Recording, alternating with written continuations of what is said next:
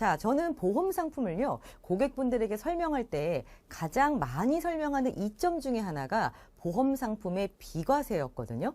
자, 세제 혜택을 저는 가장 중요한 장점이라고 고객분들에게 설명을 하는데요. 그렇다면 어떤 세제 혜택이 있는지를 자세하게 좀 설명할 수 있어야 저희가 또 이런 혜택도 다 설명할 수 있기 때문에 오늘은 제가 이 세금에 대한 이해와 또 준조세라고 얘기하는 4대 보험료에 대해서 좀 자세하게 설명을 드릴까 합니다.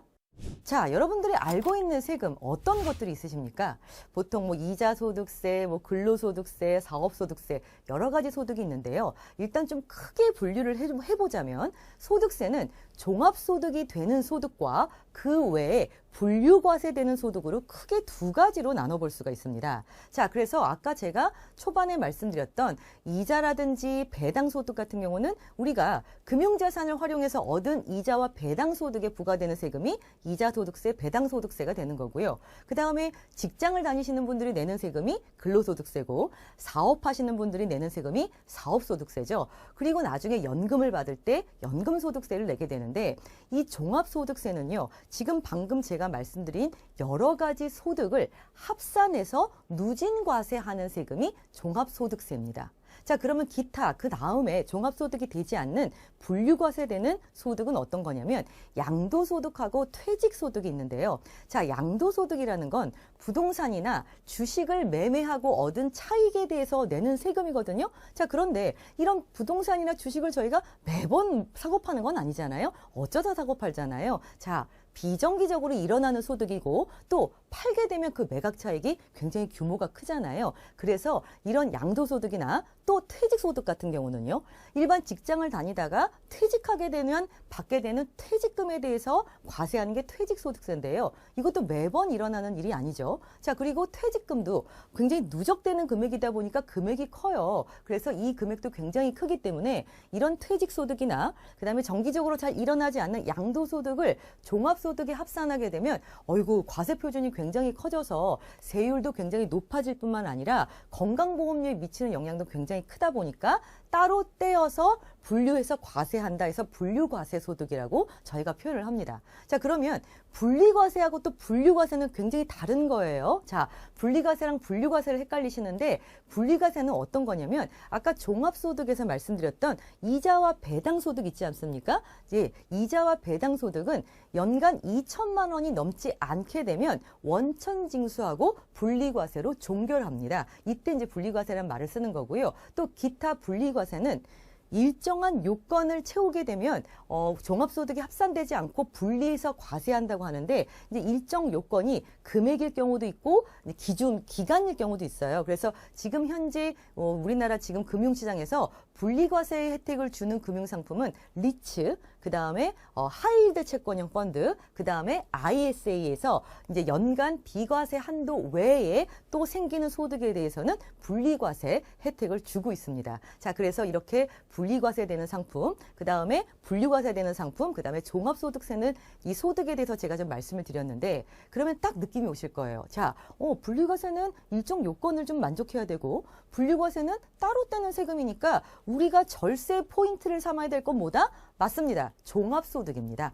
자, 이 종합소득은 아까 말씀드린 것처럼 모든 소득을 누진해서 또 합산과세를 해요. 자, 그러니까 소득을 모아서 과세를 하다 보니까 쌓이면 쌓일수록 세율이 매우 높아지는 특징이 있겠죠. 자, 그래서 이 2024년 종합소득세율을 보시면요. 최고소득세율 보이십니까? 자, 이 종합소득세율이 몇 번 개정이 됐어요. 개정이 되면서 소득세율이 낮아졌던 적은 한 번도 없고요. 항상 높아지기만 했었는데 이제 우리나라 보시면 과세표준 10억 원이 넘어가게 되면 종합소득세율 45%에 지방소득세율 또 10% 더 얹혀서 최고소득세율이 49.5%나 됩니다. 거의 절반 떼어가는 거죠. 이제 물론 연봉 10억만 넘으면 절반 떼어도 돼라고 말씀하시는 분 있으시겠지만 실제로요. 우리나라 연봉이 1억 5천만 원 정도 넘어가잖아요. 그러면 종합소득세율이요 40%가 넘어갑니다. 굉장히 높은 세율이에요. 왜? 우리나라보다 훨씬 잘 사는 미국의 종합소득세율 최고세율이 30% 후반, 37% 정도 되거든요. 근데 우리나라는 보세요. 10억 원 넘어가니까 49.5%를 떼다 보니까 굉장히 높은 세율이라는 걸 알 수 있고요. 자, 그다음에 이 종합소득은 또 뭐다? 다른 소득이 합산해서 누진과세되기 때문에 합산해서 소득이 많아지면 기쁘겠지만 거기에 내는 세금이 굉장히 부담스러울 수 있다는 점 때문에 우리가 절세해야 된다고 한다면 이 종합소득세율을 낮추는 것이 가장 중요한 절세 포인트가 될 것 같습니다.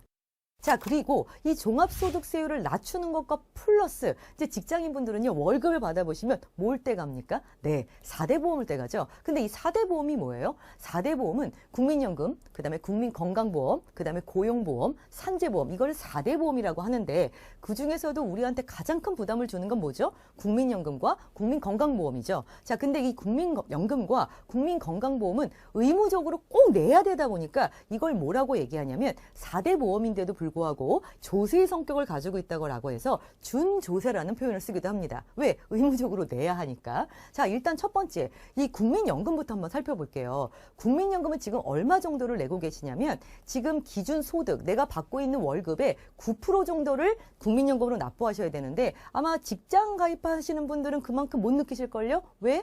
개인이 4.5% 반반을 납부하게 돼 있어요. 사업주랑. 그래서 직장 다니시는 분들은 4.5%, 또 사업주가 반 4.5%를 납부하게끔 되어 있는 게 현재 국민연금이고요. 그 다음에 지역가입자는 오롯이 9.0에 해당하는 국민연금을 다 납부하셔야 돼요.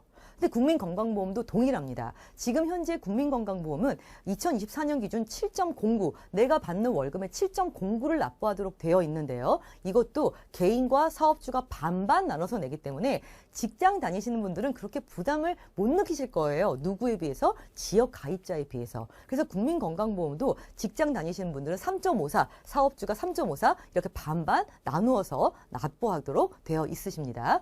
자, 그런데 이 문제는 뭐냐면 이 사회보험, 내가 의무적으로 납부해야 되는 이 국민연금과 국민건강보험이 해마다 늘어나고 있다는 사실이 우리를 굉장히 부담스럽게 하는 거죠. 자, 일단 국민연금 같은 경우는 벌써 얘기가 나오고 있죠. 국민연금 개혁해야 된다는 얘기가 신문에서 계속 나오고 있는데 그 이유가 뭘 것 같으세요? 자, 지금 현재 우리가 보험료율이 9%라고 말씀을 드렸는데요. OECD 가입국가랑 비교해보면 우리가 많이 내는 것 같으세요? 적게 내는 것 같으세요? 네, 적게 내는 편입니다. OECD 가입국가의 평균 보험료율이 15%가 넘어가요.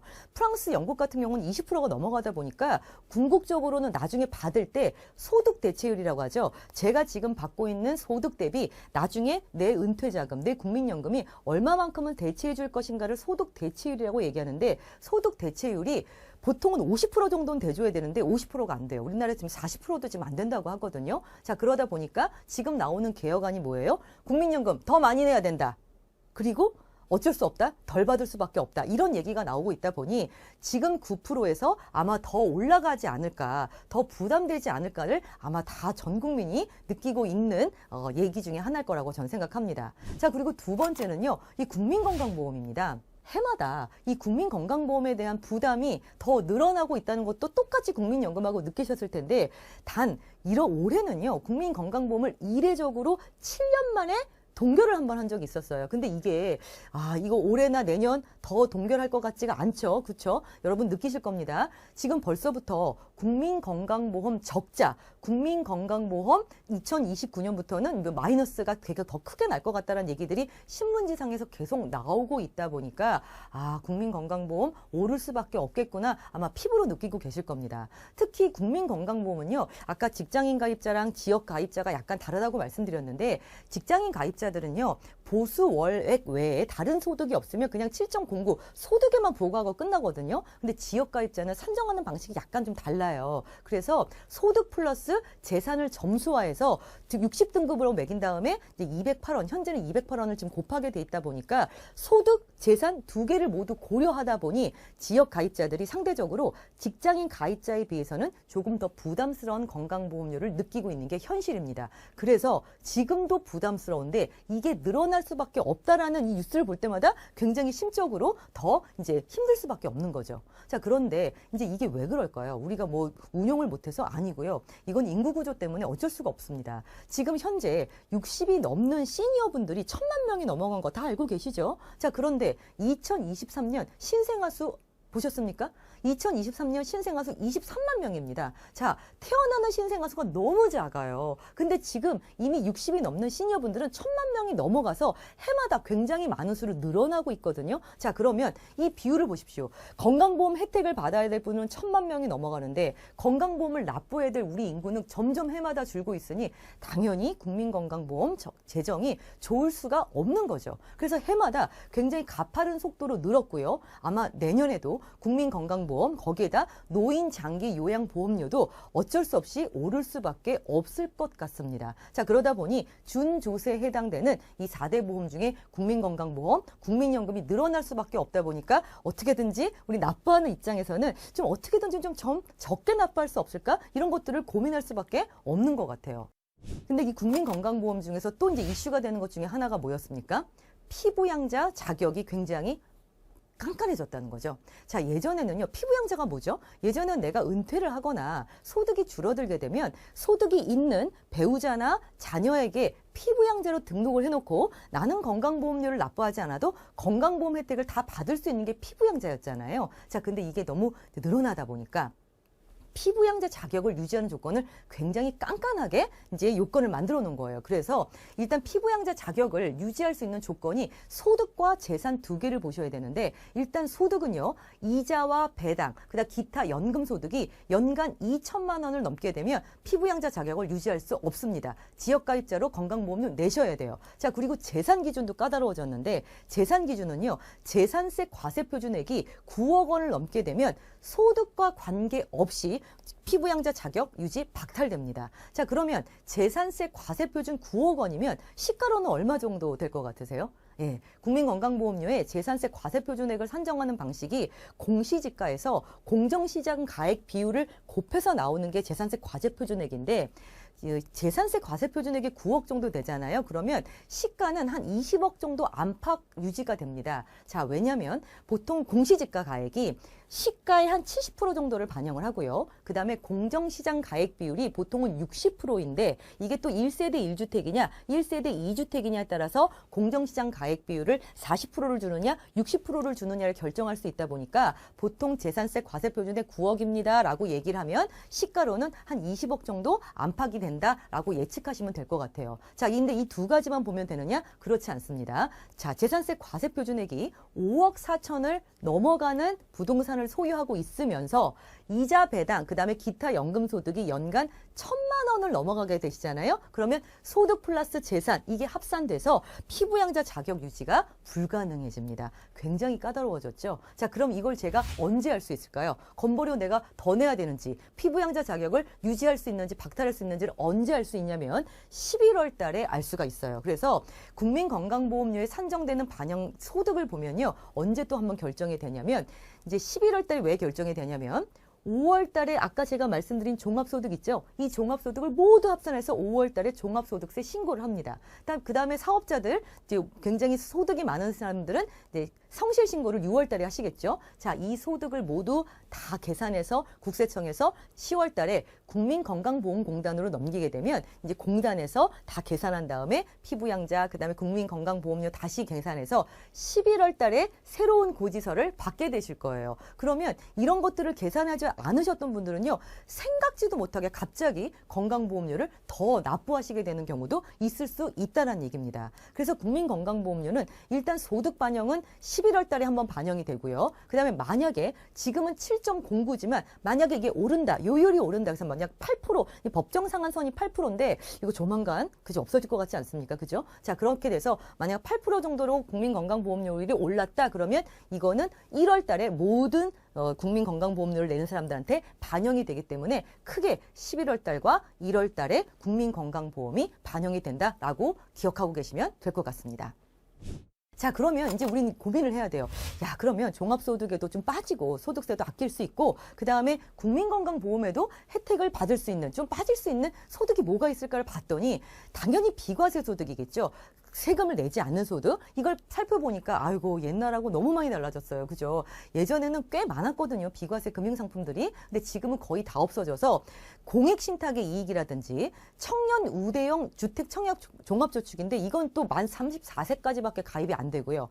재형저축, 이게 재산형성저축인데 지금은 현재 또 가입이 안 됩니다. 자, 그리고 남아있는 건 보니까 우리가 쉽게 가입할 수 있는 건 저축성 보험과 개인 종합자산관리계좌 ISA에 있는 이자 배당인데요. ISA에 있는 이자 배당 일반형 같은 경우는요. 비과세 한도가 200만 원까지밖에 되질 않아요. 그죠? 서민형은 400만 원까지 되고요. 그 외에 나오는 소득은 분리과세 혜택, 비과세가 아니라 9.9%로 분리과세를 하기 때문에 완벽한 비과세 혜택을 주는 상품은 저축성 보험의 보험 차익, 그것도 비과세 요건을 갖춘 보험에 한해서만 완벽하게 비과세 혜택을 받을 수 있습니다. 진짜 얼마 안 되죠. 그죠? 자, 그러면 비과세가 안 되면 나는 세제 혜택이라도 받고 싶다. 그래서 선택하는 게 세액 공제 상품이잖아요. 자, 이제 연말정산, 연말이 되면 이제 연말정산 시기가 다가오죠. 세액공제 상품을 가입했느냐 가입하지 않았느냐에 따라서 연말에 환급 금액 때문에 울고 웃는 분들 많이 생기는 거 보고 계시죠? 자, 그래서 이 세액공제 상품, 특히 직장 다니시는 분들이나 그 소득이 많은 분들은 반드시 가입을 하시는 이제 필수 금융 상품이 되었는데요. 소득공제랑 세액공제는 다르다는 거 알고 계시죠? 소득공제는요, 세금을 납부하기 전에 일정 금액을 제외해 주는 게 소득공제고요.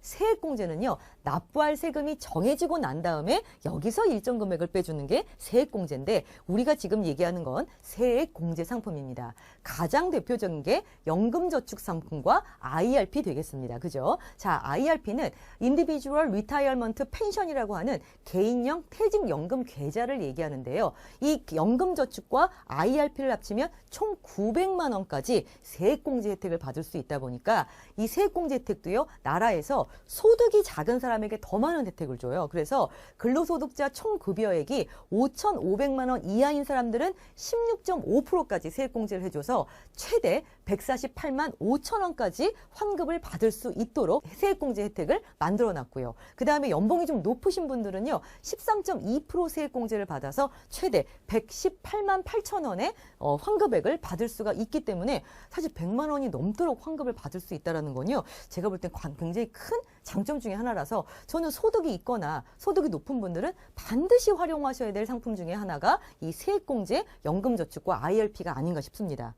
자, 그러면 일단 또 세상에 공짜가 없어요. 자, 우리가 지금 세액공제를 받았잖아요. 그러면 그 다음에 받은 만큼 또 나중에 디메리트 또 있겠죠. 또 언제 발생을 하냐면 받을 때, 내가 납부할 때는 세액공제 혜택을 받지만 나중에 다 납부하고 난 다음에 연금을 받을 때는요, 내가 세액공제를 받았던 것만큼 연금소득세를 납부하셔야 됩니다. 자, 그래서 우린 이거를 이제 과세이연이다. 그러니까 과세를 뒤로 밀어줬다라고 표현을 하는데 어떻게 달라지냐면 퇴직금은 제가 아까 잠깐 말씀드렸던 것처럼 분류과세가 되기 때문에 퇴직소득세를 납부하는데 아무리 그 퇴직소득세를 많이 깎아준다 하더라도 기본적으로 퇴직금이 크면 세금도 크겠죠. 근데 이거를 좀 더 줄일 수 있는 방법이 뭐다? 네, 길게 받으시면 길게 받으실수록 퇴직소득세도 아낄 수가 있습니다. 자, 얼만큼 길게 받으시면 되냐면 퇴직금을 한 번에 받으시면 그냥 퇴직소득세를 한 번에 내시고 끝내는데 이거를 10년 동안 나누어서 받으시면 내가 납부해야 될 퇴직소득세의 70%만 납부하시면 되고요. 이거를 이 10년이 넘게 11년 차부터는요, 내가 납부해야 될 퇴직소득세의 60%만 납부하면 될 정도로 세금을 깎아주기 때문에 퇴직금을 받더라도 일시로 받지 마시고 최대한 길게 받으시는 게 세금을 가장 아낄 수 있는 방법 중에 하나입니다. 자, 그리고 이제 IRP와 연금저축에서 내가 열심히 모아놨던 것들을 이제 55세부터 받을 수가 있단 말이죠. 자, 55세 연금을 받을 때 55세부터 연금을 받기 시작하면 연금소득세가 5.5가 붙게 됩니다. 70세까지요. 자, 그리고 70세부터 80세까지는 연금소득세 4.4%를 납부하셔야 되고요.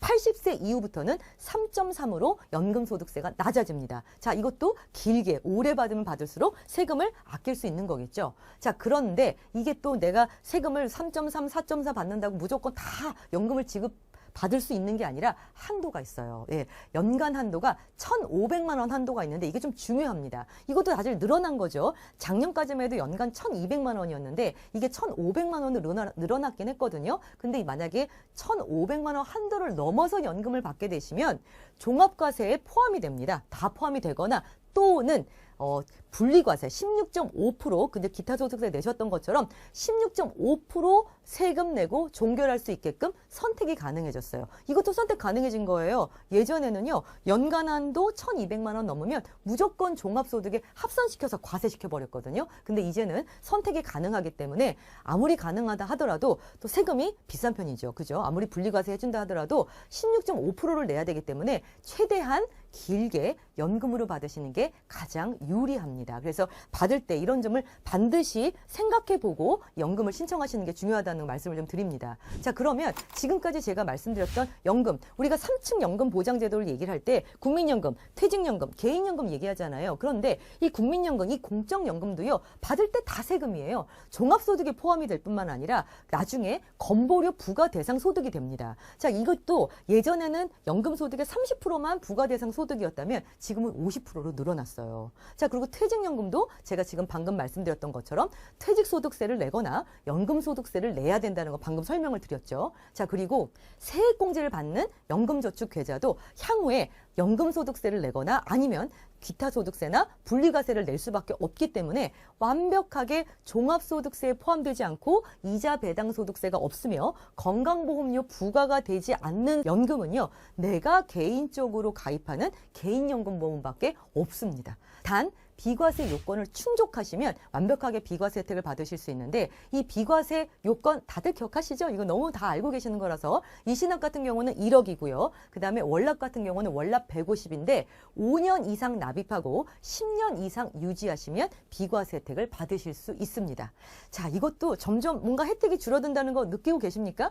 예전에는요. 금액 한도 없었잖아요. 그죠? 기간도 굉장히 짧았잖아요. 근데 자, 많은 사람들이 활용을 하다 보니까 기간도 제한을 두고 있고요. 금액도 제한을 두고 있으니까 이 내용을 아시는 분들이라면 좀 더 빨리 많은 고객이 혜택을 받으실 수 있도록 저는 안내드리는 게 맞다고 생각을 하는 거죠. 자, 그래서 완벽한 비과세라는 얘기를 다시 한번 드리자면 아까 말씀드렸던 종합소득에 전혀 포함되지 않고요. 이자소득세, 배당소득세도 전혀 납부하지 않고요. 자, 그리고 아까 분리과세 됐던 이자와 배당소득도 연간 2천만 원이 넘어가게 되면 금융소득 종합과세라고 해서 종합소득에 합산해서 다시 한번 과세합니다. 그런데 이 비과세 보험 차익은요. 전혀 금융소득 종합과세에 해당되지 않고요. 다 말씀드렸던 국민건강보험료 부과 대상에도 완벽하게 빠집니다. 여기까지만 해도 정말 완벽한데 요즘 이슈가 되는 거 하나만 더 말씀을 드리면 요즘에 금융투자소득세 얘기 나오고 있는 거 알고 계시죠? 예, 이 금융투자소득세가 좀 말이 많죠. 한쪽에서는 폐지해야 된다, 안 된다. 한쪽에서는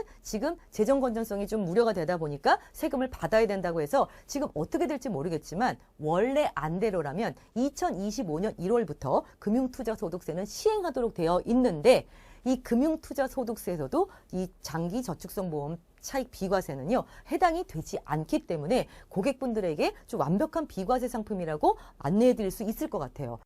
일단 이 금융투자소득세에 대해서 한번 좀 설명을 드리고 가야 될 것 같아요. 왜냐하면 2025년이면요. 얼마 남지를 않았어요. 근데 이 금융투자소득세가 조금 불편하게 하는 건 뭐냐면 기존에 이 보험 차익 말고도 비과세 혜택을 받을 수 있었던 국내 주식의 매매 차익이라든지 채권의 매매 차익을 모두 다 과세하겠다는 거다 보니까 이 금융상품에 대한 과세가 너무 빡빡해질 것 같아요. 자, 그래서 이 투자소득세를 잠깐 살펴보시면 첫째, 국내 주식의 매매 차익 현재 비과세죠. 특히 소액주주는. 그런데 5천만 원까지는 비과세 혜택을 주겠는데 5천만 원이 넘어가게 되면 이제 20%, 3억이 넘어가게 되면 25%로 과세하겠다는 거고요. 자, 그리고 국내 주식에서 발생하는 또 배당금은 배당소득으로 별도로 과세합니다. 자, 그리고 채권 같은 경우도요. 요즘 굉장히 인기가 많은데 채권을 개인이 매매하잖아요. 그럼 매매 차익은 원래 비과세 혜택을 줬어요. 그런데 이것도 금융투자소득에 합산을 시키는데 아이고 공제 금액이 주식보다 더 적습니다. 주식은 아까 5천만 원 공제 줬잖아요. 그런데 채권 같은 경우는 공제 금액이 250만 원밖에 안 되기 때문에 250만 원을 넘어가게 되면 20%, 3억을 넘어가게 되면 25%를 과세하기로 되어 있는 게 금융투자 소득세예요. 게다가 지금 현재 파생상품은요, 원래 양도소득세 10%밖에 안 냈는데요. 이 파생상품이라는 게 뭐예요? 옵션, 선물, 수합 이런 것들을 파생상품이라고 하는데 이것도 이제 다 금융투자소득에 합산시켜서 금융투자소득세를 과세하겠다는 게 금융투자소득세 취지다 보니까 우리가 내지 않아도 돼야 되는 기존의 금융소득에 대한 과세가 굉장히 강화되었다는 것들을 아실 수가 있습니다. 그런데 우리가 개인연금보험이나 변액보험에서 이런 상품들을 투자하게 되면 이자소득, 배당소득, 금융투자소득, 금융소득 종합과세에 해당 없이 완벽하게 비과세를 운영할 수 있다는 건 가장 큰 장점이 아닌가 싶습니다. 금융자산에 대한 세금이 굉장히 강화되는 걸 느끼실 수가 있을 거예요. 주변에서도 서학개미다 해서 해외 투자하시는 분도 많으셨는데 해외 투자하시면 사실은 세금은 좀 있었죠. 하지만 이게 양도소득으로 분류과세돼서 그냥 끝나버렸는데 이게 이제 금융투자소득세가 되면 세금이 합산되면서 세금이 굉장히 많아질 것 같아서 이제 이런 것들을 우려하시는 분들이 많아지셨죠. 그러니까 이제는 금융자산을 선택할 때도 절세되는 상품, 비과세되는 상품이 선택의 이제 첫 번째 포인트가 돼야 되지 않을까 싶습니다.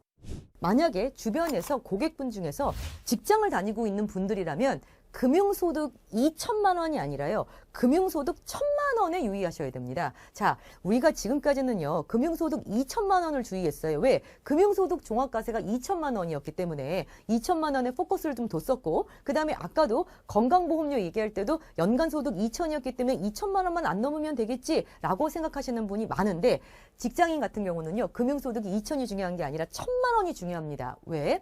건보료 지금 부과 대상 소득 중에서 보수 월외, 그러니까 내가 지금 받고 있는 월급 외에 기타 소득이 2천만 원이 넘으면 지역가입자로 다시 추가적으로 건보료를 내야 하는데 이 2천만 원이 뭐냐면 2천만 원 소득 중에서 사업소득, 그러니까 예를 들어 임대사업소득, 그럼 기타소득, 연금소득, 그다음에 금융소득이 포함되는데 이 금융소득이 연간 1,000만 원이 넘어가는 소득은 다른 소득하고 합산해서 2천만 원이 넘는지를 보고 건보료를 다시 부과를 합니다. 자, 근데 제가 말씀드렸죠. 직장 다닐 때는 사업주하고 반반 내지만 이렇게 보수 월액으로 나오는 다른 그 소득이 2천만 원 넘어가잖아요. 이건 그냥 본인이 다 납부하셔야 돼요. 그러니까 생각보다 건강보험료 부과 금액이 더 부담스럽고 굉장히 크게 느껴질 수밖에 없는 게 이 소득이다 보니까 만약에 고객분 중에서 직장 다니시면서 요즘에 고배당주 많잖아요. 배당주 투자 많이 하시는데 나 배당 투자해서 1,800만 원 정도 벌었어. 나 2천만 원 안 넘으니까 괜찮지? 라고 생각하시는 분이 계셨는데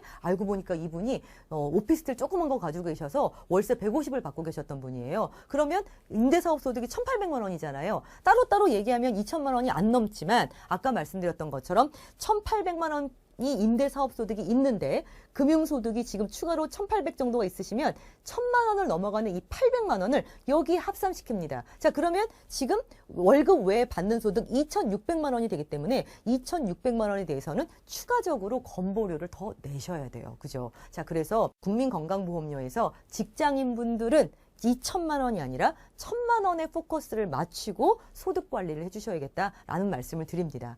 해마다 이 금융상품에 대한 이 과세가 굉장히 강화되고 있기 때문에 반대급부적으로 이제는 금융상품을 선택할 때도 절세 혜택이 있는지, 그 다음에 더 중요한 건 완벽한 비과세 혜택을 받을 수 있는지에 대한 선택이 나중에 나의 자산의 수익률을 올릴 때 가장 중요한 요인이 될 것 같습니다.